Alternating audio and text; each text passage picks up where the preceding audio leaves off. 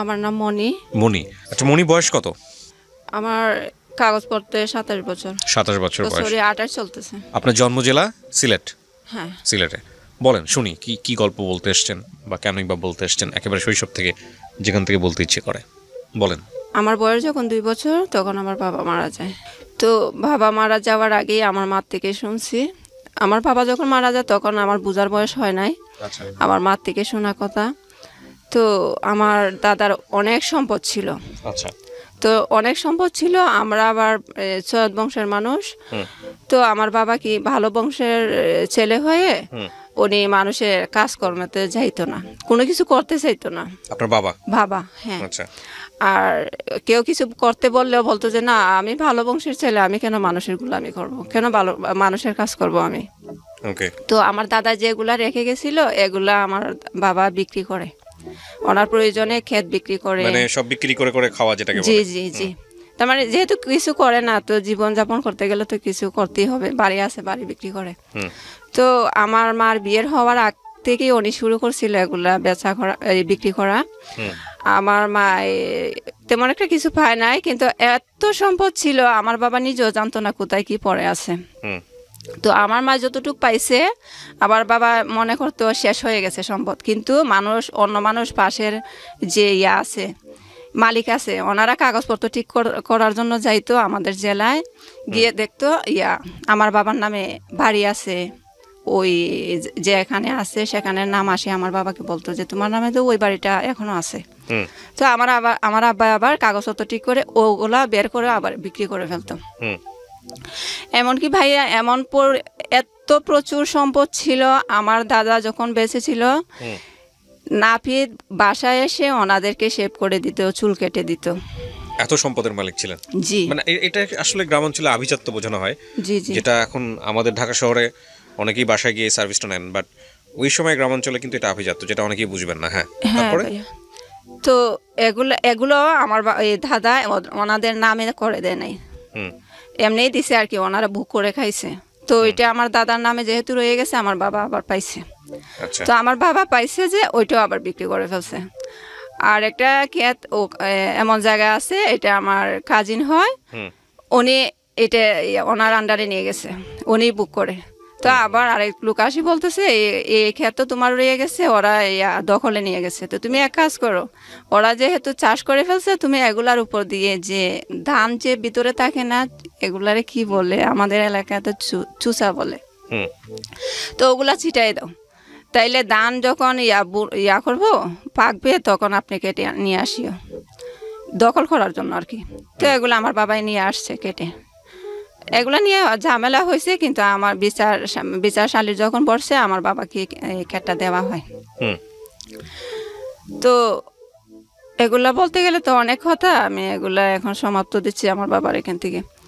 তো আবার কি করছে, অবশিষ্ট বাকি যেটুকু ছিল, আমার দাদু আর আমার ফুফু, আমার এক ফুফুই ছিল, আমার বাবা ছিল, ওনাদের ভাই বোন আর কেউ ছিল না, এক ভাই এক বোন ছিল। তো আমার দাদুকে আমার ফুফু করলো, মাথা ধুলাই করলো যে করো, ও তো সব বিক্রি করে ফেলতেছে, এক কাজ করো, তুমিও যেটা পাবা তোমার বাগেরটা, আর আমার বাগের অংশ যেটা আছে আমরা বিক্রি করে ফেলি, আর আমার যে এক্সট্রা বাড়ি আছে ওইটাতে তোমরা চলে আসো। তো আমার পুকুর বাড়িতে আমার বাবা সহ আমার মাকে নিয়ে যায়। তো নিয়ে যাওয়ার পর আমার মাকে উনি ওনার মনের মতনই করে, কাজকর্ম করায়। তার মানে আমার বাবা যেহেতু বেকার, ও বড় বোনে যা বলে তাই করে। আমরা এখন বর্তমানে আমার বড় বোনের আমার জন্মের আগেই বিয়ে হয়ে গেছে, সবার বড় যে বোন, আর এখন আমরা আছি 3 ভাই বোন আমার মাকে নিয়ে। তো আমার ফুফু যে বাড়িটা করছিল, বিক্রি করে আমাদেরকে দিছিল ওনার বাড়িটা। এখন ফুফু মারা যাওয়ার পর ফুফাতো ভাই কি করলো, বাড়িটা ওনার 2 বোন আছে, 2 বোনের নামে দিয়ে দিল। 2 বোনে কি করলো, অন্য মালিকের কাছে বিক্রি করে ফেললো। তো বিক্রি করার পর আমাদের নামে কাগজ করে নাই, তো সেজন্য এখন ওনাদের বাড়ি ওনারা বিক্রি করে ফেলছে। এখন আমরা থাকবো কোথায়? আমার আম্মা কান্না করে আমার ফুফাতো ভাইয়ের কাছে গেল যে আমরা এখন কোথায় যাব, বাড়িটা তো তোমরা করে আনছিলা, আমাদেরকে দিবাই বলে আনছিলা, এখন আমরা কোথায় যাব? বলে তোমাদের কোথায় যাবা, তোমরা আমরা এখন যেখানে আছি এখানে চলে আসো। আর তোমার আবার আমার বড় বোন আমাদের কাছে থাকতো, বিয়ে হওয়ার পর শ্বশুর বাড়িতে যায় নাই, স্বামী নিয়ে আমাদের এখানে থাকতো, আমরা যে বাড়িতে থাকতাম। ওকে। তো বলতেছে ওরা যেখানে যাওয়ার যাক, ওর তো বাপের বাড়ি আছে, ও যাওয়ার জায়গা আছে, ওরা চলে যাক, তোমরা থাকো, আমাদের বাড়িতে চলে আসো। হুম। তো এগুলো চালাকি আর কি, আমার আম্মা বুঝার বাকি নাই, যেহেতু আমার আম্মার জীবন কাটছে ওনাদের কাজকর্ম করে, উনিও তো চাইবো আমাদেরকে কাজকর্ম করাই রাখতো। হুম। হুম। তো আমার আম্মা কি করে, বলে যে আমার বড় মেয়েকে নিয়ে এতদিন থাকছি, এখন যদি না থাকতে পারি তাহলে ওরা যেখানে যায় আমি সেখানেই যাব। হুম। তো আমার বড় দুলাভাই যেটা, ওইটা আবার ওনার এই বাপের বাড়ির দিক দিয়ে চলে গেছে, চাচাতো ভাই হয়, ওনার বাড়িতে জি। এক্সট্রা বাড়ি ছিল। তো ওখানে থাকে, আমরাও থাকি ওদের ঘরের সাথে। আমার আম্মা নিচু করে একটু বাড়াইছে আমরা থাকার জন্য, হুম। ঘরের সাথে আর কি এক্সট্রা একটু বাড়াইছে, জায়গা করছে আমরা থাকতে পারি মতো। তো থাকার পর খানে গেছে, কত বছর গেছে আমি শিওর না। তারপর আমার বড় আপুর পাশের আরেকটা আছে, ফ্যামিলি মেম্বার আছে, হুম। ওনারা 2 ভাই বিদেশে থাকতো। তো বড় ভাই রয়ে গেছে বিদেশে, আর উনি ধরা পড়ে চলে আসছে বাংলাদেশে। হুম। তো আসি আবার ওই আমার বোন তখন ইয়াতে পড়ে, প্রাইমারি স্কুলে পড়ে। তো প্রাইমারি স্কুলে পড়াকালীনই আমার বোনকে আমার পছন্দ হয়েছে বা বিয়ে করবে আমার মার কাছে বলে হুম। উনি। ওকে। তো উনি বলার পর ওনারা আবার ভালোই আছে, আমার বড় দুলাভাই আছে না, ওনারা একটু তার মানে ক্ষমতা যেটাকে বলে আর কি, জোর খাটাইয়ে চলে। আর ওনারা হয়েছে, ওনার বাবা ছিল, এই হুজুর ছিল।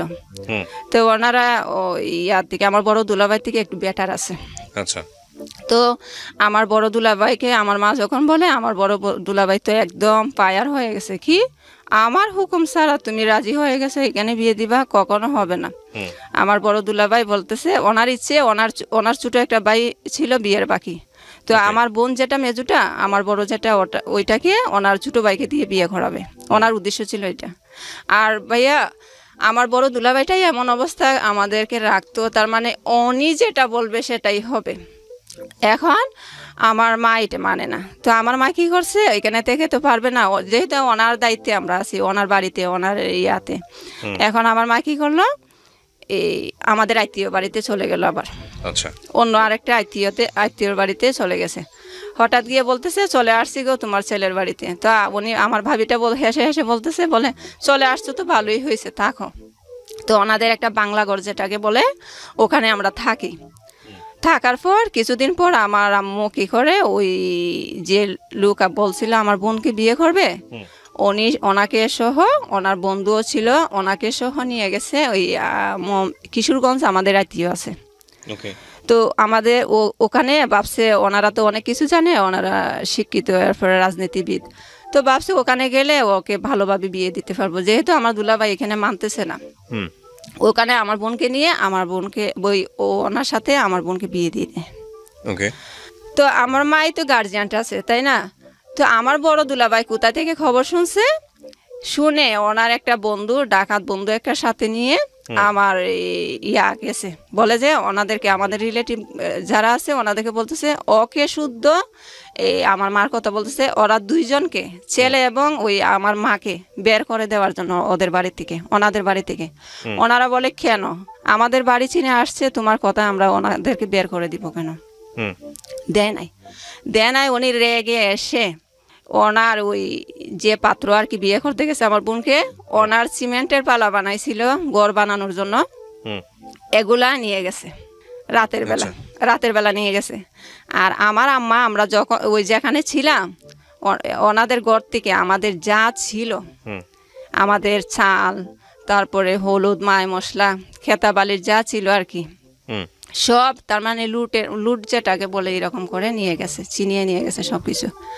আমার মা তো ভাবছে না এত কিছু যে হবে, আসি দেখে সব শূন্য করে ফেলছে। আর আমাদের দূরের আত্মীয় স্বজন যারা ছিল ওদেরকে পটিয়ে বুলবাল কি বলে এমন অবস্থা করছে, লাগে যে আমার আম্মা একদম নিকৃষ্ট একটা কাজ করে ফেলছে। তো এগুলা করে, আচ্ছা আমার আম্মু কি করলো, কোনো রকম এখানে একবার ওইখানে একবার, যেহেতু আমাদের একটা বাড়ি নাই, আমার দুলাবাড়ির কথা শুনে মানুষও অন্যরকম হয়ে গেছে। তো আমার মা একবার যাদের এখানে ভালো লাগে ওরা আমাদের হয়ে একটু কথা বলবে, ওদের এখানে গিয়ে থাকে 1 মাস আমাদেরকে নিয়ে আর কি। 1 মাস আমাদের খাবারই খায়, কিন্তু ওনাদের ঘরে থাকার জন্য, যেহেতু আমাদের আশ্রয়ের জায়গা নাই, এইভাবে থাকতো। থাকি তো কিছুদিন পর আবার ওনারা যখন ভেজাল করতেছে, আমার বোনও আবার আমার পাল্টে গেছে। যাকে বিয়ে দিছে ও পাল্টে গেছে, দুলাবার পক্ষে চলে গেছে। বলে যে আমিও ওর সংসার করবো না, ওই বিয়ে আমিও মানি না। তো কি করছে, ওরা জোর করে ডিভোর্স নিয়ে নেয় আচ্ছা আমার বোন আর ওই ছেলের থেকে। আমার দুলাভাই তো একদম ক্ষমতাবান, হুম গায়ের জুড়ে কিভাবে তা তো আমি এতটা জানি না। তো এটা জানি ওনারা ডিভোর্স নিয়ে নেয়, এই আর টিপসই নিয়ে নেয়। হুম। তো আচ্ছা, পরে দিয়ে কি করলো, কিছুদিন পর শুনে ওই যিনি বিয়ে করছিল উনি আমার বোনকে, উনি আবার কি করছে, এই টিপসই যখন নিয়ে নিছে উনি অন্য জায়গায় বিয়ে করতে চায়। তো আমার মা কি করছে, আমার মার হাতে কাবিন নামা ছিল আমার বোনের, জি। মেজুটার। তো ওই কাবিন নামা উঠাই আনি মানুষ বলতেছে, যেখানে প্রস্তাব দিছে ওখানে নিয়ে গেছে যে দেখো আমার মেয়েকে ও বিয়ে করছে, তোমরা বিয়ে দিও না। এটা জাস্ট ওনারা জানার জন্য বলছে আর কি। পরে দিয়ে আমার বোন কি করলো, মেজুটা আর আমার ভাইটা ওকে আমার দুলাভাইয়ে খাটায়, ওনার গরু টরু রাখাল করে আর কি। মেজু বোন তখন কি করে, কিছুদিন পর ওই চিটাগং চলে যায়। আমার ফুফাতো বোন একজন ছিল, উনি ওখানেই থাকতো। তো ওনার কাছে আমার বোনটা চলে যায়, গার্মেন্টসে চাকরি করবে সেই উদ্দেশ্যে চলে যায়। তখন আমি এতটা বুঝি না। পরে দিয়ে কি করছি, যাওয়ার পর আসা যাওয়া করে আর কি, আসলে কিছু টাকা পয়সা আম্মাকে দেয় কোনো রকম চলার জন্য। তো এইভাবেই দিন যাচ্ছে। তো আমারও তো স্কুলে ভর্তি হওয়ার বয়স হয়েছে, তখন মানুষে আমার মাকে বলতেছে ও তো বড় হয়েছে, ওকে স্কুলে দেওয়ার বয়স হয়েছে, স্কুলে ভর্তি করাও না কেন। তো আমার মা বলে আর পড়াশোনা করানোর দরকার নাই, বেশি পড়াশোনা করলে ও বাধ্য হয়ে যায়, কথা শুনবে না। তো কি করে, আচ্ছা যাই হোক, যখন আমি বুঝি তখন আমি নিজে নিজে স্কুলে যাই। আচ্ছা তো আমার একটা কাজিন ছিল, ওই স্কুলে চাকরি করতো, টিচার ছিল। তো বলতেছে ওকে, আমার মাকে বলছে ওকে স্কুলে দিয়ে উপবৃত্তির নাম দিব। তো আমার মা উপবৃত্তির কথা শুনে আসি বলতেছে ইয়া কর, ও বলছে স্কুলে যাওয়ার জন্য, আমার কাজিনের কথা বলতেছে। তো ওনার কথা মতো স্কুলে আসা যাওয়া করি, পড়াশোনা করি। বয়স কত তখন, আপনার কোন ক্লাসে পড়ছেন? ক্লাস 2-তে ভর্তি হই, আচ্ছা ক্লাস 1 পড়ি নাই আমি, তখন বয়স 6 ছিল। তো পড়াশোনা করতেছি, 2 থেকে পরীক্ষা দিয়ে যখন 3-তে উঠি, তখন আবার 3 ফাইনাল পরীক্ষা দেওয়ার পর আমার টিচার বললো যে তুমি তো পড়াশোনা ভালোই পারো, তোমার ক্লাস 4-এ পড়ার দরকার নাই, তোমাকে 5-এ দিয়ে দিই, আচ্ছা তুমি ইয়া করবা, ওই বৃত্তি দিবা, তো বৃত্তি পাইলে তুমি টাকা পয়সাও পাবা, এরকম বলতেছে। তো আমি কান্না করি, না স্যার, সবাই আমার সাথে যারা ওরা 4 ক্লাস পড়বে আর আমি পড়বো না কেন? তো বলতেছে তোমারও ভালো হবে, তোমাকে প্রয়োজনে 2 বছর 5-এ রাখবো, তবুও তুমি ইয়া করো, স্কিপ করো, 4 পড়ার দরকার নেই। তো আচ্ছা, ওনাদের যেরকম কথা সেরকমই ওনারা আমাকে 5-এর বই দেয়, আমি 5 পর্যন্ত পড়ি ওই স্কুল থেকে। বৃত্তি পাই নাই, বৃত্তির নাম দিয়েছিল, পরীক্ষা দিয়ে আসছিলাম। জি। পরে এভাবে চলতেছিল। তো আমার আম্মাকে বলি, আম্মা আমার না ভালো লাগে পড়তে, আমি আমাকে হাই স্কুলে ভর্তি করাবা? আমার আম্মা কিছু বলে নাই, পরে দে যখন দরকার হয়েছে তখন কি মনে করছে কি জানি, বলে আচ্ছা ভর্তি হয়েছি। হওয়ার পর এখন তো বই কোথায় থেকে পাবো, বই কেনার তো টাকা নাই। তো পাশের বাড়ির একজন থেকে পুরাতন বই আর কি, পুরাতন বই, উনি বলে আমাকে কিছু টাকা দিলেই হবে, আমার বই নিয়ে যা। আচ্ছা তো ওনার বই নিয়ে আসে, আমি এই বই দিয়ে পড়াশোনা করে ক্লাস 7-এ উঠি। তখন আবার ওই আমার ভাই তো তেমন একটা কাজকর্ম করে না, শুরুতেই বলছিলাম। এই তো আমার ভাই যেহেতু কাজ করে না, আমার আম্মা অন্য মানুষ থেকে হাওলার টাকা আনে, গ্রামের বাড়িতে সুদের বিনিময়ে যে টাকা দেয় আর কি। তো আমার আম্মা মানুষ থেকে দাঁড় করায় এনে আমাদেরকে খাবার দাবার ভরণ পোষণ করে আর কি। এগুলা করতে করতে অনেক সময় এমন ঋণ হয়েছে, সুদে আসলে অনেক টাকা হয়ে গেছে। তো আমার আম্মা ইয়া করলো, আমাদের এখন বাড়ি ছেড়ে চলে যাবে। আচ্ছা হ্যাঁ, বাড়ি ছেড়ে চলে যাবে। এখন আমার পড়াশোনার কি উপায় হবে? বলে যে ওখানে ওদেরকে বলবো তোরে স্কুলে ভর্তি করাই দিতে। ওখানে গেছি ভাইয়া, ওখানে গিয়ে দেখি হুট করে চলে গেছে আমার আম্মা, ওনাদের পারমিশনও নেয় নাই, ওদের বাড়িতে গেছে। তো ওনারা এতটা রাজি না, আমরা 22 আমরা 3জন মানুষকে কে রাখবে দায়িত্ব নিয়ে? হুট করে আমাদের তাও যদি কোনো একটা থাকতো, করার মতন কিছু থাকতো। তো ওখানে আবার বোঝা গেল থাকা যাবে না, তো চলে আসার পর বাড়িতে আসি না, অন্য আরেকটা জায়গায় উঠি, আমাদের পাশের গ্রাম। হুম এখানে ওঠার পর আমি বলতেছি, আম্মা এক কাজ করো, তুমি ওনাদেরকে বললো আমাকে যাতে কোথায় দিয়ে দে, আমি পড়াশোনাও করব, ওদের কাজকর্ম করতে পারবো। হুম পড়াশোনার পাশাপাশি ওদের কাজ করলে তাইলে তো ওদেরও লাভ হইলো, আর আমিও পড়াশোনাটা করতে পারবো। হুম তো আমার আম্মা বলতেছে, পারবে তুই কাজ করতে? আমি বলি, হ্যাঁ পারবো। তো উনি আবার আমার কথা মতো আমাকে নিয়ে ওনাদের বাড়িতে যায়। বাড়িতে যাওয়ার পর আমার আম্মা বলে যে আমাদের তো কিছু দাঁড় কর্জা আছে, তো ওর তো পড়াশোনা করে, এখন আপনারা যদি কিছু ওর পড়াশোনার দায়িত্ব নেন, তো আপনাদের কাজে একটু সাহায্য করবে আর কি। হুম ওরই টিচার ছিল, হাই স্কুলের টিচার ছিল। তো বলে ভালো কথা, আমি তোমাদেরকে টাকাও বেশি ছিল না, 10,000-এর মতো ছিল।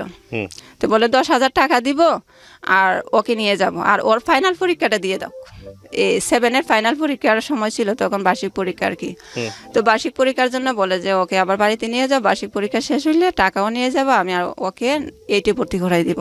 হুম পরে দিয়ে ভালো কথা আসছি, আসার পর পরীক্ষা দিয়ে গেছি ওনাদের বাড়িতে। আবার যাওয়ার পর ওনাকে কে মন্ত্র দিছে টাকা দেওয়ার দরকার নাই, কি না কি জানি না কি বুঝছে, পরে দিয়ে উনি টাকা দেন। বললেন যে না, তখন তো বলছিলাম, এখন দিতে পারবো না। হুম তো টাকা যেহেতু দেয় না, তো এখন আর কি করব।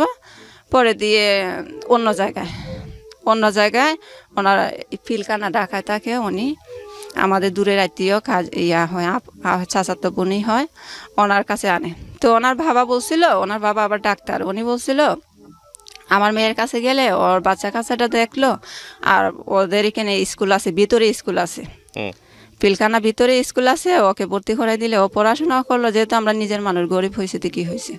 তো ওখানে আমাকে পাঠাই দেওয়ার পর ভাইয়া, উনি তো ওনার মতো বলছে, আসলে ওনার মেয়েটা অন্যরকম।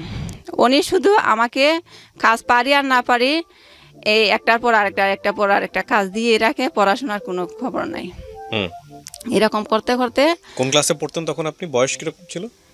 ক্লাস 7-এর পরীক্ষা দিয়ে আসছি। মানে আপনাকে বেসিক্যালি বাসায় নিয়েছে কাজের জন্য?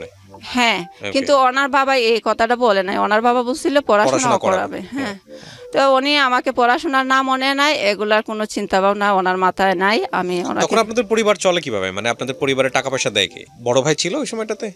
হ্যাঁ, আমার বড় ভাই, আমার কিছু করতো ওই সময়টাতে বড় ভাই? হ্যাঁ, আমার দুলাভাইয়ের কথা সেজন্যই আমি বলছিলাম, আমার দুলাভাইয়ের হাত করে আমার বাইকেও নিয়ে গেছে।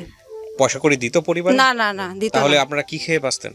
খাওয়ার জন্য আমার মা দাঁড় খরচা করছে, এখন দাঁড় খরচা করার জন্য, সুদ করার জন্য আমি একদিক দিয়ে চলে আসছি, আমার আম্মা একদিক দিয়ে। মানে আপনার মা একদিকে, আপনি একদিকে? একদিকে। এক বোনের তো বিয়ে হয়ে গেছে? হ্যাঁ, আপনি আর হচ্ছে বোন চিটাগং চলে গেছে, আর আমি বাসার উদ্দেশ্যে এখানে চলে আসছি।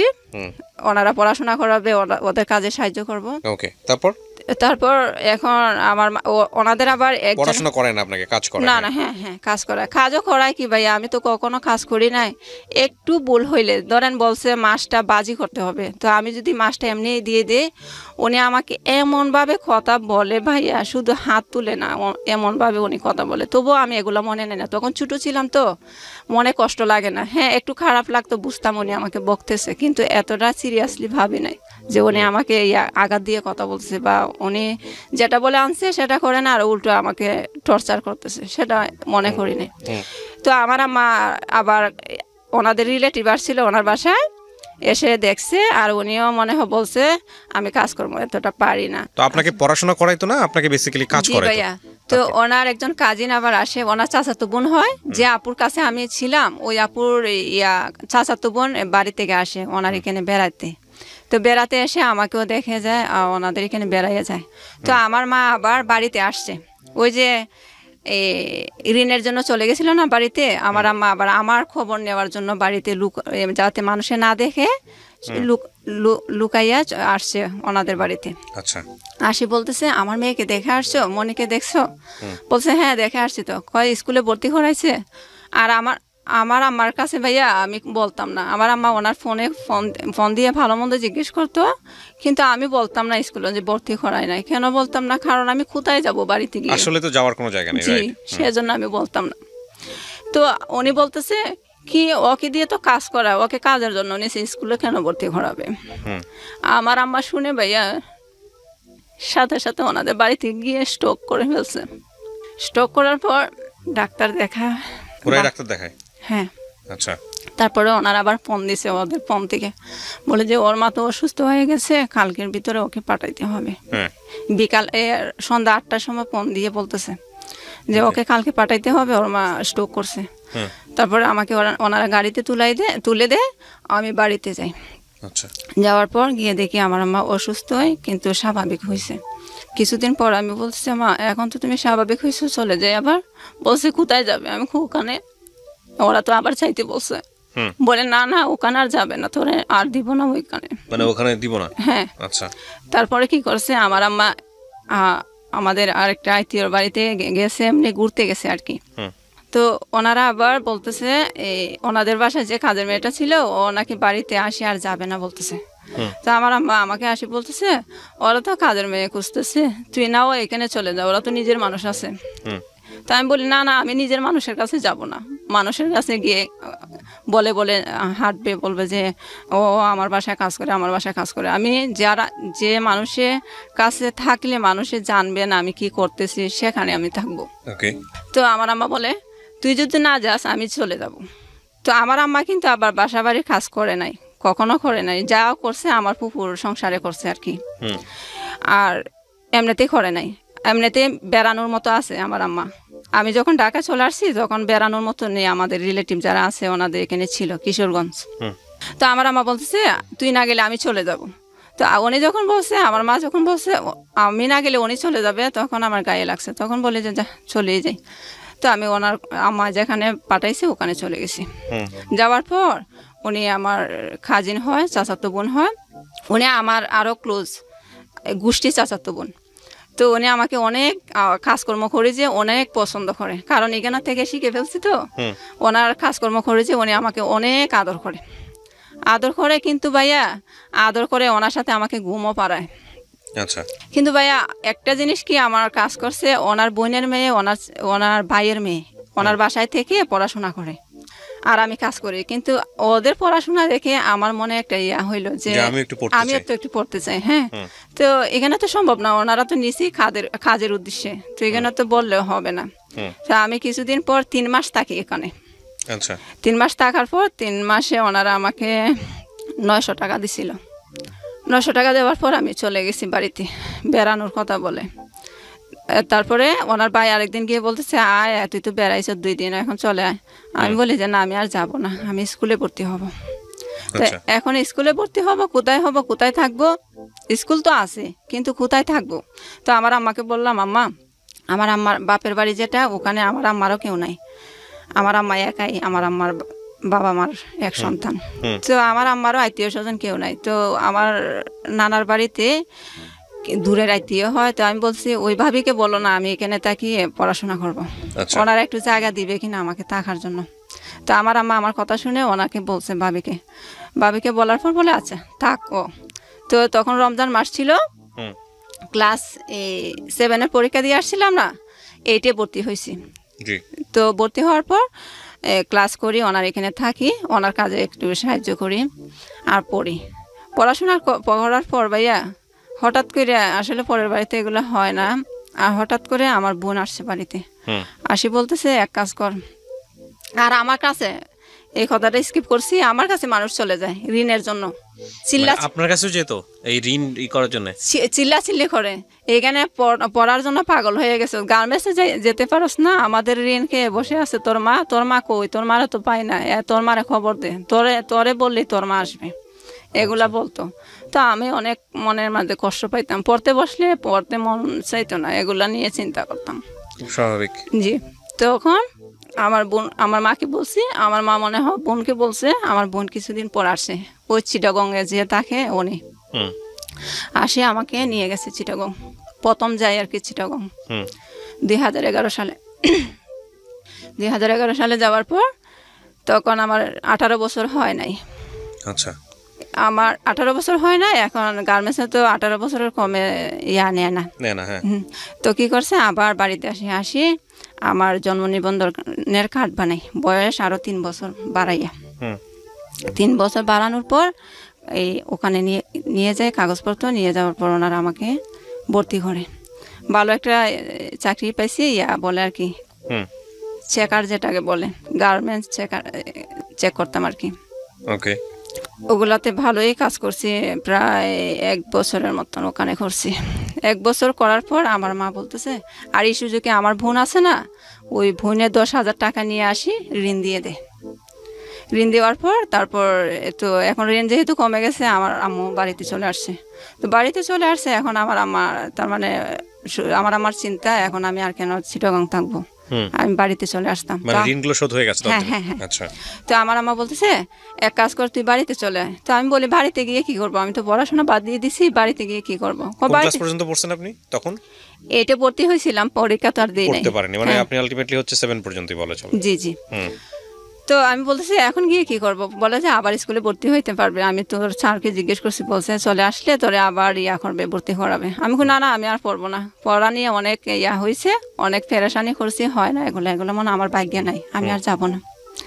কিন্তু মায়ের মন তো বারবার ফোন দিয়ে বলে চলে আয় চলে আয়। আচ্ছা, না পড়লো তুই বাড়িতে চলে আয়, ওখানে দরকার নাই। তো আমি মনে মনে চিন্তা করছি, বাড়িতে চলে যাব, আমার তো এই দিক দিয়ে চাকরির জন্য হইতেছে না। তো আমি শুধু নামাজ পড়ি আর আল্লাহকে বলি, আল্লাহ তুমি একটা ব্যবস্থা করে দাও, আমি যাতে বাড়িতে গিয়ে কোনো কিছু একটা করতে পারি। আল্লাহর কি করে দাও, আমি আল্লাহর কি হুকুম, আমি বাড়িতে আসছি। একটা মেয়ে আমাদের বাড়িতে আসছে বেড়াইতে, ও আমাকে চিনে। ও যখন 8-এ পড়তো, আমি ক্লাস 7-এ পড়তাম। তো আমার বলে, তুই পড়াশোনা বাদ দিয়ে দিছ? আমি কই, হ্যাঁ বাদ দিয়ে দিছি। কই, এখন চাইলে তো তুই উন্মুক্ততে ভর্তি হইতে পারস। তো আমি বলি, এটা কোন জায়গায়? তো ওর নাম বলছে, কই এখানে গেলে পারবে। তো ওর কথা মতো আমাকে নিয়ে আমি উন্মুক্ততে ভর্তি হওয়ার উদ্দেশ্যে যাই। ওখানে যাওয়ার পর তো ওনারা বলছে, আচ্ছা ঠিক আছে, উন্মুক্ততে ভর্তি হইতে পারবে।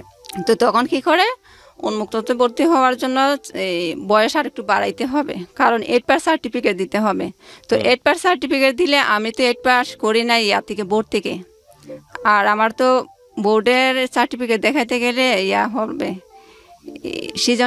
সৃজনশীল হওয়ার পর হয়েছে আমার হিসাবে। তো ওনারা আবার বয়স বাড়াইয়া আমাকে 8 পাস একটা সার্টিফিকেট দিয়ে দেয়। 1994 সাল করে আর কি, আমার বয়স 1994 সাল করে। তারপরে ওখানে ভর্তি হই। আমি ভর্তি হওয়ার পর এসএসসি পাস করি ওখান থেকে। আর এর ফাঁকে দিয়ে উন্মুক্ত তো ভাইয়া এতটা ক্লাস করতে হয় না, তো আমি আবার করতাম, গার্মেন্টসে চলে যেতাম। গিয়ে 3 মাস 4 মাস করে করে আবার বাড়িতে আসতাম। আসি যতদিন বাড়িতে থাকতাম, ক্লাস করতাম, আবার চলে যেতাম। তো এইভাবে আর কি 2 বছর অতিক্রম করি। এসএসসি পাস সার্টিফিকেট একটা পাই। তারপর ঢোকার পর হঠাৎ করে আবার মাথায় ধরলো যে আমি তো এসএসসি পাস করছি, কাউকে জিজ্ঞেস করে দেখি আমি জেনারেল কলেজে ভর্তি হইতে পারবো কিনা। তো একজন বললো, হ্যাঁ হইতে পারবে। তো আমি আবার বাড়িতে চলে আসি, আমি একটা মহিলা কলেজে ভর্তি হই। এই ভর্তি হওয়ার পর ইয়ার চেঞ্জ পরীক্ষা দিয়ে আবার গার্মেন্টসে চলে যাই। গার্মেন্টসে চলে যাওয়ার পর একবারে একটানা নভেম্বর মাসে আসি বাড়িতে। এখন প্রায় ফাইনাল পরীক্ষার কাছাকাছি সময় চলে আসছে। তো এখন স্যার বলতেছে, তুমি এতদিন, আমাদের এই কলেজের নিয়ম আছে, তুমি যে এতদিন অ্যাবসেন্ট করছো, আমাদের কলেজে নিয়মিত ক্লাস করা তোমাদের সবাইকে বলে দিছি, নিয়মিত ক্লাস করবা। তো তুমি যে এত মাস আসো না, এখন কি পড়ছো আর কি পরীক্ষা দিবা? তো আমি বলি যে স্যার হ্যাঁ আমি পারবো স্যার, আমাকে দেন। না না, স্যারে দিবেন আমাকে। বলে তুমি 1 বছর পারলে এখানেই থাকো, তোমাকে আমি পরীক্ষা দিতে দিব না। অনেক করলাম স্যারকে, অনেক অনুরোধ করলাম, স্যার দিবে না দিবে না দিবে না। তারপরে আর কি করব, প্রিন্সিপাল স্যার যখন না করছে, আর কেউ তো কিছু বলবে না। আবার কি করলাম, গার্মেন্টসে চলে গেলাম। গার্মেন্টসে চলে যাওয়ার পর আবার কাজ করলাম। কাজ করার পর এই যে আমার গরম লাগে, মাথায় স্কার্ফ পরে থাকি, গরমের দিনে আমার ভালো লাগে না, অধৈর্য হয়ে যায়। তারপরে আবার চিন্তা করলাম, এখন কি করব, গার্মেন্টসও যদি গরমের জন্য না করতে পারি, তাইলে আমার কি করার, আমি বাড়িতেই কি করব, আর কাজ না করলে তো আমার হবেও না। আর একদিন মুখ টুক বড় উন্না দিয়ে বেঁধে আমার বোন আবার দেখাইছিল, চিটাগং একটা কুলসি আবাসিক এলাকা আছে, ওখানে সব শিল্পপতিরা থাকে। আমার বোন একদিন আমাকে ওই রাস্তা দিয়ে নিয়েছিল আর বলছিল, এলাকাটা দেখে আসলে মনে হয়েছিল যে এখানে বড় লোক থাকে। তো আমি কি করলাম, ওই বোনে দেখাইছিল যে আমি ওখানে চলে যাই, গিয়ে কাজের মানুষ যাচ্ছে যে ওদেরকে ফলো করি, খাকে বললে ওরা আমার কথা বুঝবে বা আমার কথা বিশ্বাস করে একটা কাজ বের করে দিবে। হুম সাহস করে হুট করে যে কেউ কেউ বলতেছিও না, আবার বলতে হচ্ছে এরকম। তো একটা আপুকে বললাম, আপু আমাকে একটা বাসা খুঁজে দিবেন। উনি আমার চেহারার দিকে তাকাই বলে, তখন আর একটু বয়স কম ছিল তো, আর এতটা ছিলাম না, এতটা টেনশনে ছিলাম না। তো উনি আমার চেহারার দিকে তাকাই বলে, তুমি বাসায় কাজ করবা? আমি কই হ্যাঁ করব। ও সত্যি বলতেছে বাসায় কাজ করবা? আমি কই হ্যাঁ করবো তো আপু। তো উনি কী করছে, আমাকে উনি ওনার বাসা চলে যায়, আর যে বাসায় আমি কাজ করব একটা মানুষ খুঁজছে, ওই দারোয়ানের কাছে আমাকে দিয়ে দেয়। হুম বলে যে ও বাসায় কাজ করবে, নিয়ে নাও, মেয়েটা ভালো আছে। হুম তো উনিও ওনার কথা মতো আর আমাকে দেখে মনে করছে মনে হয় ভালোই, নিয়ে গেছে। নিয়ে যাওয়ার পর ওনারা জিজ্ঞেস করছে আর কোথায় কাজ করছো? আমি বলি যে না। তো বলে বাসার কাজ করতে পারবা? আমি বলি যে হ্যাঁ আমার একটু একটু একটু জানা আছে, অনেক আগে একবার করছিলাম, ওই যে ওই আপুর বাসাতে করছিলাম সেটা আর কি। তো বলছি, তারপরে ওনারা হ্যাঁ আমাকে ঘর মোছা আর কাপড় ধোয়ার কাজ দিছে। আচ্ছা করি, ওনারা খুব পছন্দ করে আমার পরিষ্কার করে কাজ, হয়তো একটু স্লো করি কাজগুলা, কিন্তু অনেক পরিষ্কার করে করি। তো উনি আমাকে অনেক পছন্দ করে। হুম তো পছন্দ করার পর আমাকে অনেক পছন্দ করার পর ওনার হাজব্যান্ড যখন আসে, ওনার হাজব্যান্ডের সামনে আমাকে বুঝায় আমি কোনো কাজকর্ম এতটা পারি না, জানি না কেন বুঝায়। তারপরে করে কথাও রেগে রেগে কথা বলে। এমনিতে আমাকে এত সুন্দর ব্যবহার করে, কিন্তু ওনার হাজব্যান্ডের সামনে আমাকে রেগে রেগে কথা বলে। তো আমি তো আর এগুলো জানি না। পরে আরেকটা কাজের বুয়া ছিল, রান্না বাড়ার কাজে সাহায্য করতো। উনি আমাকে একদিন বলতেছে, উনি কিছু বললে তুই কথা বলিস না। আমি কেন? ওনার হাজব্যান্ড ওনাকে এমনি মস্কারি করে বলছিল সিলেটের মেয়েগুলা ভালো, আরেকটা বিয়ে করবে সিলেটে। তো তখন আমি বুঝতে পারছি ও এর জন্য মনে হয় উনি মনে একটু আনিছে সেজন্য। তো পরে দিয়ে উনি আমাকে আরেকদিন বলতেছে কর, তোর বুটের কাগজপত্র আছে না? আমি কই হ্যাঁ আছে। বুটের দিস আমাকে 1 কপি কাগজ দিস। তো আমি বলি খালাম্মা আপনি তো প্রথমে বলেন না এখন লাগবে? হ্যাঁ লাগবে, তুই ঈদের সময় যাবে না তখন নিয়ে আসবে। আমি বলি আচ্ছা। তারপরে ঈদের সময় ওনাদের দেশের বাড়িতে কুরবান দেয়, তখন কুরবানির ঈদ ছিল। ওনারা দেশের বাড়িতে চলে গেছে, আর আমি আমার যেখানে থাকতাম গার্মেন্টসে চাকরি করার সময় যেখানে থাকতাম ওখানে আমি চলে আসছি। আসার পর মনে মনে বলি বাসায় কাজ করব আর বুটের কাগজ দিব না, ওই রকম করবো না বলছি। আর একটা ম্যাডামের কাছে যাই, তো উনি বলছে তোমার যখন লেখাপড়া আছে, আমার কাপড়ের দোকান আছে, এখানে তুমি থাকতে পারবা, তুমি আস্তে আস্তে শিখে ফেলবা। আমি বলছি আচ্ছা।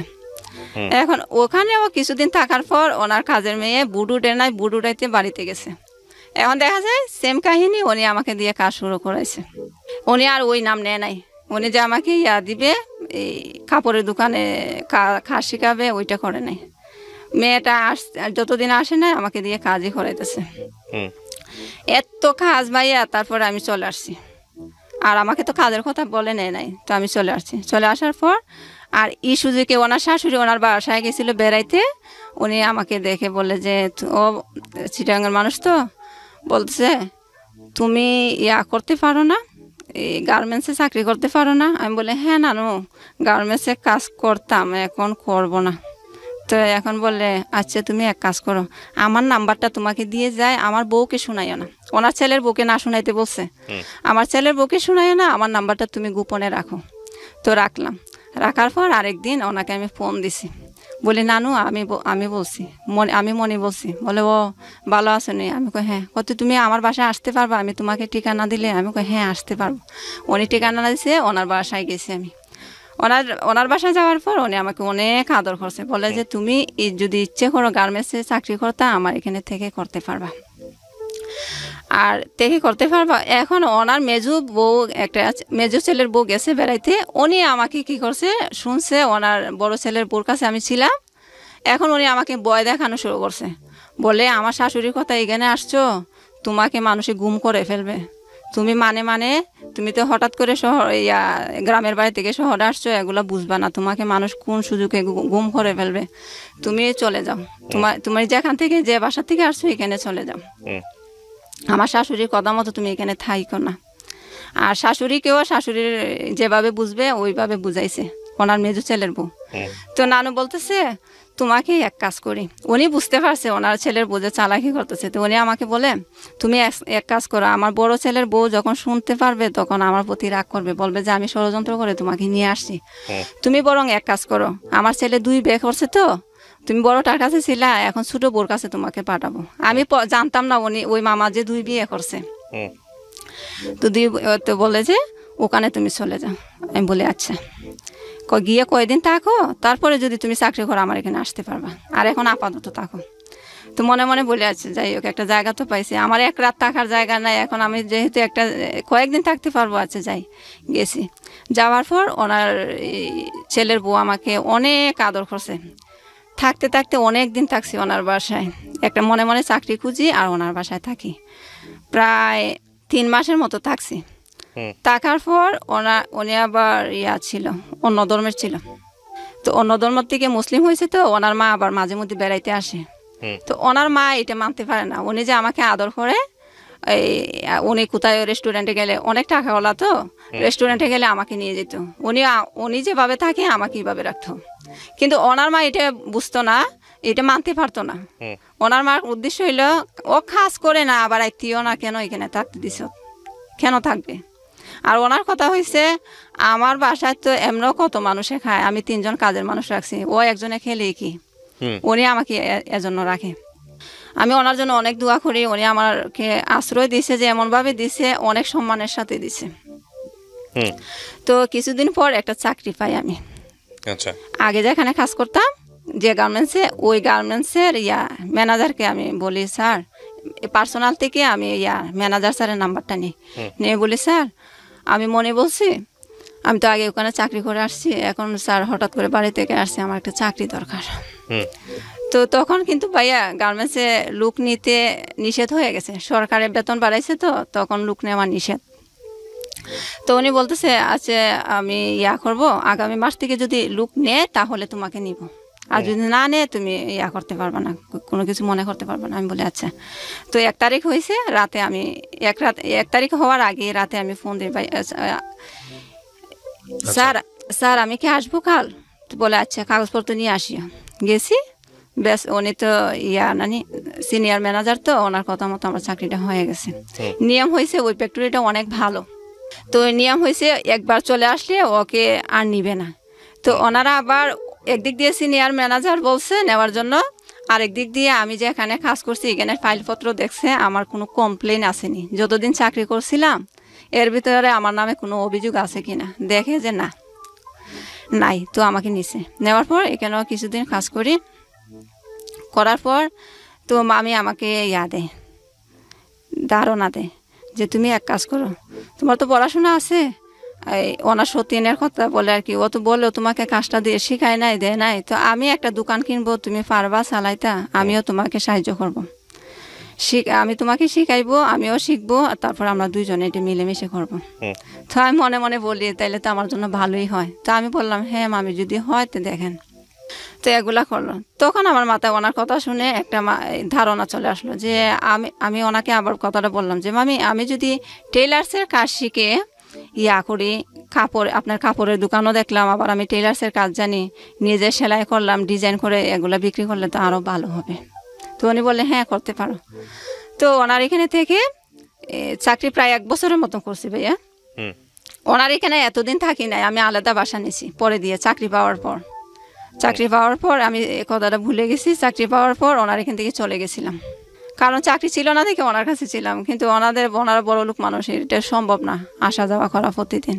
আমার বিবেকে বাধা দিছে, উনি বলে নাই যেতে, আমি নিজে থেকে অন্য জায়গায় বাসা নিয়ে চলে গেছি। চলে যাওয়ার পর প্রায় 1 বছরের মতো করছি। আর এর ভিতরে আমার আম্মা ফোন দিয়ে বলে করছে, আমি না আমার ভাইকে তখন আমার ভাইয়ের বিয়ের কথাটা তো বলি না, আমার ভাই আবার বিয়ে করছে এই সুযোগে, এর আগেই বিয়ে করছে। তো বিয়ে করার কিছুদিন পরে আমি চলে যাই আর কি চিটাগাং, আগের কথাটা পিছনে বলতেছে আবার।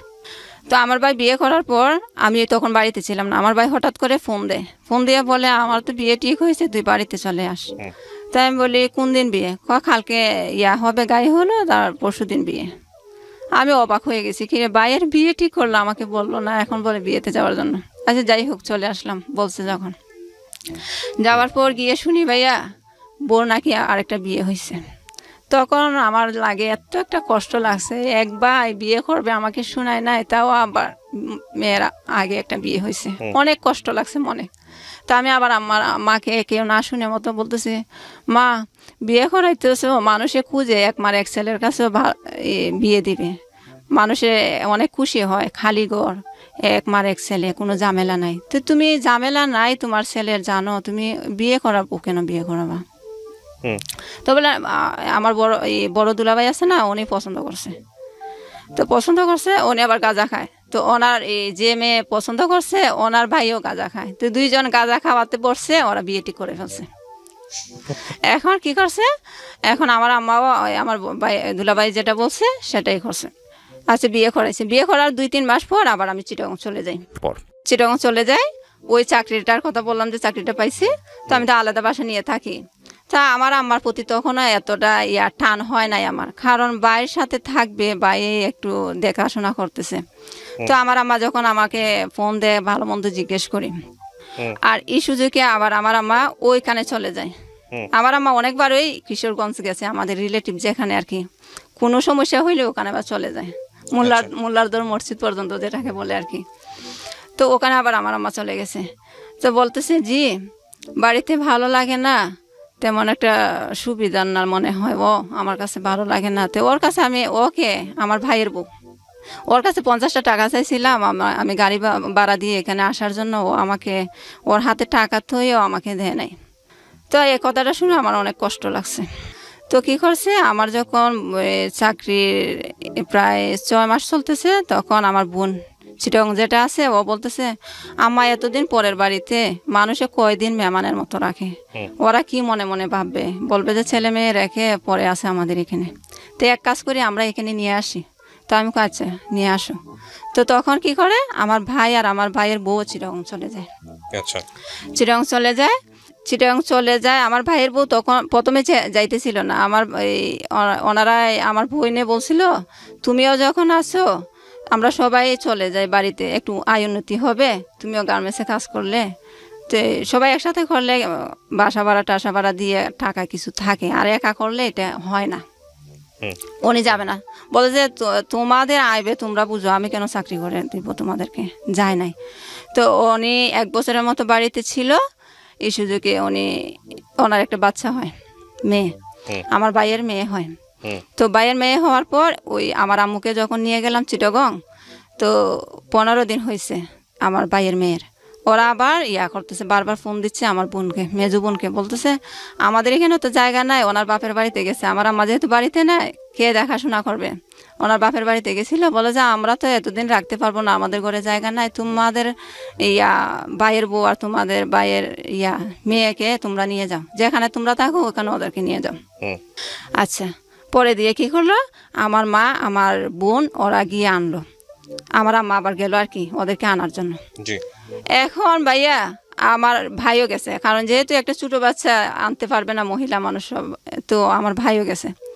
আমার ভাইকে আমার ভাবির ভাইয়ের বউ বলতেছে, আমার আম্মার সামনে, আমার বোনের সামনে আমার ভাইকে বলতেছে, শোনো কাজকর্ম যা করবা ওর কাছে এনে দিবা, ও আইবে সব বুঝবে, আর তুমি কাজ যা করো সব টাকা ওর কাছে এনে দিবা।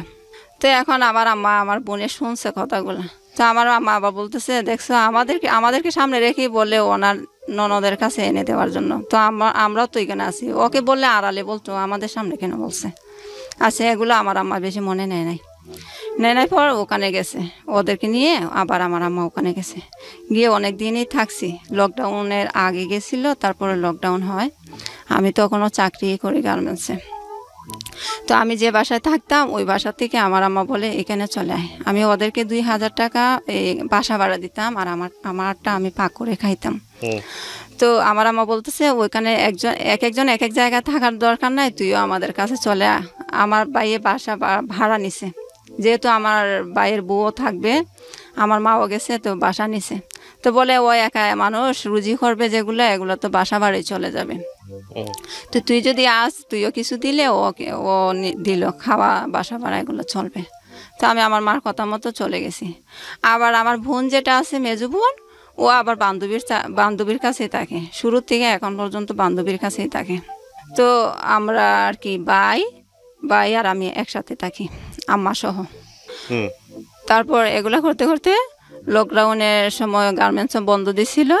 তখন আবার মামি বলল তোমার তো চাকরি মামি আবার জানতো না আমি যে গার্মেন্টসে চাকরি করি।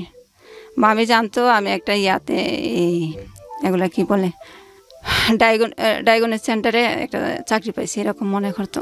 আমিও বুঝাই নাই গার্মেন্টসে চাকরি করি যে। তো কি করছে, ওই মামি বললো তোমার তো চাকরি এখন বন্ধ, তুমি চলে আসো আমাদের এখানে, আমার খালি বাসায় থাকতে ভালো লাগে না। তো গেছি, মামি অনেক আদর করে। তারপর কিছুদিন থাকার পর রোজা শুরু হয়ে গেছে। তো রোজা শুরু হওয়ার পর কিছুদিন পর আবার শুনি, ফোন দিছি যে চাকরি কোন দিন খুলবে, ফ্যাক্টরি কোন দিন খুলবে। ওনারা বলে যে 2 তারিখে, আগামী মাসের 2 তারিখ থেকে গার্মেন্টস খুলবে। তো আমি আবার অ্যাবসেন্ট করি না, যেহেতু আমি চাকরি করি কেন অ্যাবসেন্ট করবো। আমি আবার চলে আসি। চলে আসাতে মামি বলে এখন তো সব কিছুই বন্ধ, তাইলে তুমি চলে যাচ্ছ কেন, থাকো না, তোমাকে এখানে কি হয়েছে, তুমি থাকলে তো আমার ভালো লাগে। আমি বলি না মামি, চলে যাই, ওখানে আমার অনেকদিন তো থাকছি, ওখানে চলে যাই। তো চলে আসছি। আমি চাকরি করি, রোজার মাসে চাকরি করি। লকডাউন, সব কিছু বন্ধ, ঘুরাই যাইতে হয় ফ্যাক্টরিতে, তাও গেছি। যাওয়ার পর এভাবে চাকরি করে হঠাৎ করে দেখি ভাইয়া আমার আম্মা ওই বাসায় বন্দি অবস্থায় থাকতে থাকতে একদম ওনার শরীর দুর্বল হয়ে গেছে, চলাফেরা করতে কষ্ট হয়, সিঁড়ি বাইয়ে উঠে যে উনি একদম নিঃশ্বাস ফেলতে পারে না। তো ওনাকে আবার আমি অ্যাবসেন্ট করে ডাক্তারের কাছে নিয়ে যাই, চিটাং মেডিকেল নেওয়ার পর আমার মাকে এক জায়গায় দাঁড় করাইলাম, উনি সিরিয়ালে দাঁড়াইতে পারবে না আমার মা। তো আমি বললাম আম্মা তুমি করো, চেয়ারে বসে থাকো, আমি সিরিয়ালে দাঁড়াই, তোমার সিরিয়াল যখন আসবে তখন তুমি দাঁড়াবা। তো আমার মাকে চেয়ারে বসাই রাখছি। হঠাৎ করে একজন ইশারা করতেছে, আমি পিছনে তাকাই দেখি আমার মা একদম বমি টমি করে শেষ, নিচে পড়ে গেছে। তারপরে আবার চলে গেলাম, গিয়ে আমার আম্মাকে নিলাম, হসপিটাল থেকে বের হওয়ার পরে পানি দৌড়াইয়া গিয়ে আবার এই দোকান থেকে পানি কিনে আনলাম, আইনে ওনাকে পরিষ্কার করে পানি খাওয়াইলাম। মাস্ক একদম ভরাই ফেলছে। তারপর আমার মাস্কটা ওনার মুখে দেয়, আর আমি আবার আমার উন্না দিয়ে মুখ করে ফেলি। তারপরে আবার ডাক্তার, আমি কই আম্মা এখন না আমার বাসায় নিয়ে চল, আমি ডাক্তার দেখাবো না। আমি বলতেছি তুমি তো এখন তোমার সিরিয়াল চলে আসছে, কষ্টটা যখন করছো একটু কাজে লাগুক। এখন জোর করেই নিয়ে গেলাম ডাক্তারের কাছে। তো উনি আবার এই পরীক্ষা দেয় ডাক্তারে। তো আবার বাড়িতে চলে আসছি, যেহেতু আমার খারাপ লাগতেছে, পরীক্ষা ওই দিন করি নাই, বাসায় চলে আসছি। এরপরে আম্মা বলে না আমি আর জীবনও ডাক্তারের কাছে যাব না, আমি মরে গেলেও ডাক্তারের কাছে যাব না। এরপরে এখন ভাইয়া ডাক্তারের কাছে তো যাই না, আমার ভাই আছে বোন আছে, ওরাও ডাক্তারের কাছে আমাকে কোনো দিন বলে নাই নিয়ে যাবে। আমি চাকরি করে সময় পাই না, অ্যাবসেন্ট করে নিয়ে গেছি। ওনারা ইচ্ছে করলে কিন্তু প্রতিদিনই নিয়ে যেতে পারতো, কারণ ভাইয়ে ছুটা কাজ করে, উনি কিন্তু গার্মেন্টসের কাজ করে না, রাজমিস্ত্রি কাজ। আর বোনে চাকরি করে না, এমনি মনে চাইলে একবার করে, তারপর ভালো লাগে না চাকরি ছেড়ে দেয়। তো উনি এক হিসাবে অবসরই আছে, কিন্তু এমনি আসবে, আড্ডা মারবে, কথা টথা বলে চলে যাবে বান্ধবীর বাসায়। কিন্তু একদিনও বলে নাই যে আমার শরীরটা যখন দুর্বল আমাকে ডাক্তার দেখায়। উনি কিন্তু আমার থেকে অনেক বেশি জানে, উনি অনেক দিন ধরে চিটাং থাকে, কিন্তু কোথায়ও উনি চেষ্টা করে নাই। পরে দেখে আস্তে আস্তে আম্মা একবারে দুর্বল হয়ে যাচ্ছে, আর আমার চেহারা অন্যরকম হয়ে গেছে। তো আমি বললাম আম্মা করো, আমার ভাইয়া আবার ঘর বানিয়েছিল ঋণ করে, একটা টিনের ঘর বানিয়েছিল। আমার মেজো বোন যেটা, এটা এই পাক দিয়ে একবার চলে গেছিল বিদেশে, আমাদের কাউকে বলে নাই, আমার মাকেও বলে নাই। বিদেশ গিয়ে বলতেছে ফোন করে, আম্মা আমি তো বিদেশে চলে আসছি। তখন একদম আমার মা একটু কষ্টই পাইছে, কারণ বিদেশে গেছে, আমাকে বলবে না, এখন গিয়ে বলতেছে গেছে। আচ্ছা যাই হোক, ওনার মনের মতো গেছে। তো আমার বড় বোনে আবার সবার বড় যেটা, ওটার আবার হয়, পাথর হয়, পেটে পাথর হয়। তো চিকিৎসা করবে, অনেক টাকা লাগে। তো আমার বোনে তখন 50,000 টাকা দেয়, যেটা বিদেশে গেছে, তখন বিদেশ থেকে 50,000 টাকা দেয়। তো 50,000 টাকার বিনিময়ে বলছে বাড়ি দেবে, আমাদের তো বাড়ি নাই, ওনার কাছে বাড়ি বিক্রি করবে। তো উনিও বলছে আচ্ছা আমি 50,000 টাকা দে, তোমরা 1 লাখ টাকা দিয়ে যে 16 শতক জায়গা কিনছো, ওখান থেকে আমাকে কতটুক জায়গা দিবা, বলে যে অর্ধেক দিবে। অর্ধেক দিবে বলছে, এখন টাকা নেওয়ার পর টাকাও দেয় না, বাড়িও দেয় না। তো ও আবার বাড়িতে চলে আসছে, ওই বিদেশ বেশি দিন থাকে নাই। ও তো বাংলাদেশে কাজ করতে পারে না, বিদেশে আর কি করবে, কিছুদিন পরেই চলে আসছে। আসি বলতেছে তোমরা কি করবা, বাড়ি দিবা না তো টাকা ফেরত দিবা? তো বলে আমাদের কাছে এখন কি টাকা আছে, টাকা ফেরত দিব? তো বলে তাইলে আমার বাড়ি দেও। বাড়ি দিবে না, কি ঝামেলা করে। তো পরে দিয়ে কোনো রকম 2 শতক জায়গা দিবে, রাজি হয়েছে। তো 2 শতক জায়গায় ও রেজিস্ট্রারি করে নাই, লেখে রাখছে আর কি ওনার নামে। তো ওই 2 শতক জায়গার মধ্যে আমার ভাইয়ে একটা ঘর বানায়। তো ঘর বানাবে যে টাকা নাই, তো টাকা নাই, আমার আম্মাকে দিয়ে আবার আনায়, ঋণ আনায় মানুষের কাছ থেকে ঘর বানানোর জন্য। তো এখন আমার আম্মাকেই তো চিনে, ওই ঋণ আবার কি করছে, রয়ে গেছে। তো আমি বললাম আম্মা, এই ঋণের জন্য আবার আমার ভাই বাড়িতে আসে না, চিটাং গেল যে। তো আমি বললাম আম্মা এক কাজ করো, এই আমি যে টাকা জমাইছি এখান থেকে কিছু টাকা মানুষকে দিলে তোমাকে ইয়া করবে না, এতটা টর্চার করবে না, তুমি বাড়িতে চলে যাও, বাড়িতে গেলে হাঁটা চলা করলে তোমার ভালো লাগবে। এখন দেখি আমার আম্মা অনেক খুশি হয়ে গেছে। হ্যাঁ, অনেক খুশি হয়েছে। তারপরে আমি আবার 2020 সালের নভেম্বর মাসে আমার আম্মাকে নিয়ে বাড়িতে আসি। আমার আম্মাকে রেখে যাই, আর ঋণগুলো আমার নিজের হাতে দিই। আবার যদি আমার আম্মা একজনকে না দিয়ে আরেকজনকে দিয়ে দেয়, উল্টাপাল্টা করে, আমি বলি যে কার কাছ থেকে আনছো ওদেরকে বলো, আমি দিয়ে দিব। 35,000 টাকা আমি আর কি আমার হাতে ছিল, বেশি ছিল না, 35,000 টাকা আমি দিই, যেগুলো জমাইছিলাম গার্মেন্টসে চাকরি করে। তারপর আবার আমি চলে যাই ওখানে। তো ওইখানে গিয়ে আমি ভাবলাম বাসা ভাড়া দিয়ে নিজের খাবার খেয়ে আমার টাকা জমে না। তো আমি আবার মামিকে বললাম, ওই যে মামির কথা বললাম, ওই মামিকে আবার বললাম, মামি আমি 2টা মাস আপনার বাসায় থাকি, চাকরি করতে পারবো? উনি বলে আচ্ছা পারবা। এখন উনি যখন রাজি হয়েছে, পরের দিন যাব, চাকরি থেকে এসে পরের দিন ওনার বাসায় যাব। উনি আবার হুট করে ফোন করে বলতেছে, তোমার মামাকে জিজ্ঞেস করছিলাম, তোমার মামা বলে কাছে থাকলে আত্মীয়তার সম্পর্ক নষ্ট হয়ে যায়, দূর থাকলে ভালো। তো এখন না করছে যখন, আর তো যাইতে পারি না।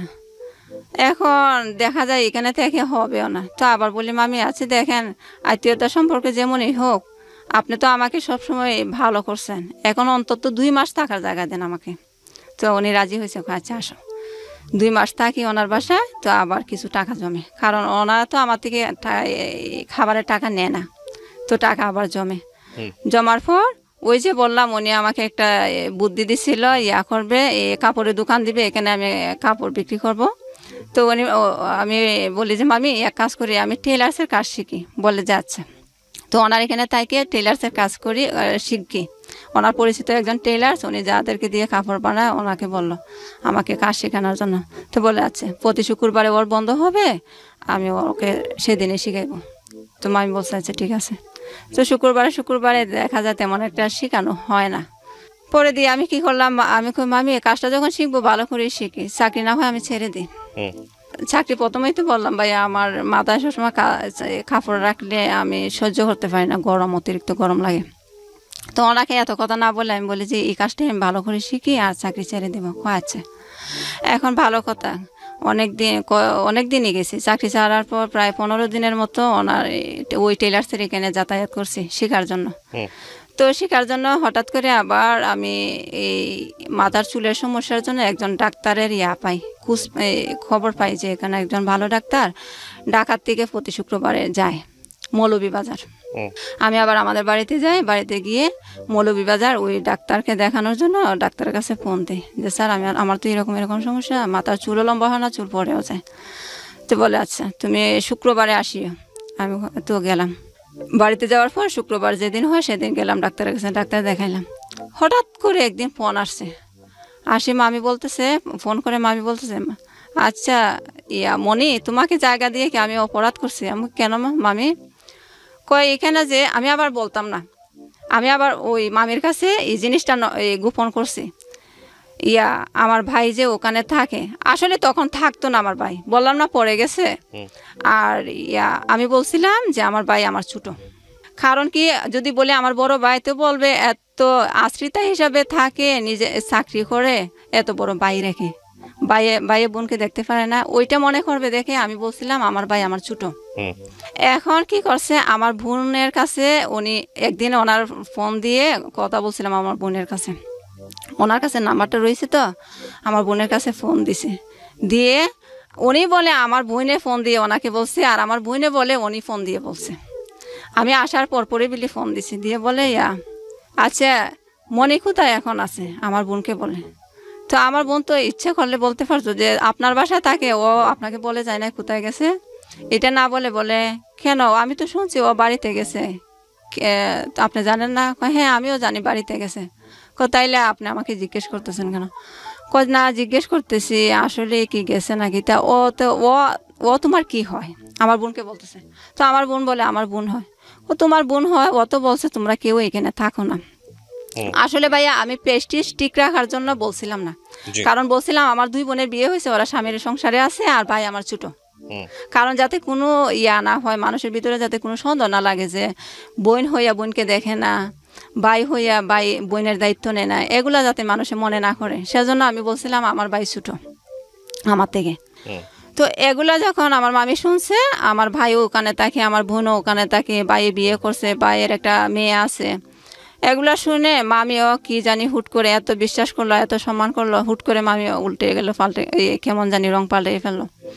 এখন আমাকে বলতেছে তোমাকে কি অপরাধ করলাম, তুমি আমার কাছে বলো নাই, তোমার কাছে তো আমি সব কিছু বলছি, আমার শ্বশুর শাশুড়ি আমাকে কি করে না করে, তুমি কেন বলো নাই, তুমি কেন গোপন রাখছো? আমি বলি যে মামি এটা আমি গোপন রাখছি, আমি চাইছিলাম না এগুলা বলার জন্য। তো এখন যখন জেনেই ফেলছেন, এটা তো বেশি অপরাধ করি না আমার মনে হয়। আচ্ছা এখন কি করব? এখন কি করবা? আমাকে অনেকে অনেক কথা বলে যে মেয়েরা বিশ্বাস করে দিছো, যদি চুরি করে কিছু নিয়ে যায়। অনেকে অনেক কথা আমাকে বলছে, বাবা তোমাকে তো আমি অনেক বিশ্বাস করছি, আসলেই তো মানুষের কথাই ঠিক, বিশ্বাস করাটাই তো আমার পাপ, এরকম বলতেছে। তো উনি যখন এরকম বলছে, ওনার এখানে তো আর যাইতে পারি না আমি, তো আমি বাড়িতে থেকে যাই। থেকে যাওয়ার পর এখন কি করব, আবার চিটাগাং নতুন করে যাই, গিয়ে আবার করি, বাসায় আবার চাকরি নিই। চাকরি নেওয়ার পর কিছুদিন করলাম, আমার আম্মা আবার অসুস্থ। কত সালের গল্প এটা, আপনি যেখানে আছেন? এখন যেখানে আছি এটা 2021 সালের জানুয়ারির মাসে। মানে এই তো কয়েক মাস আগের গল্প। এই সময়ের মধ্যে আপনার কি বিয়ে দেওয়ার চেষ্টা হয়েছে পরিবার থেকে?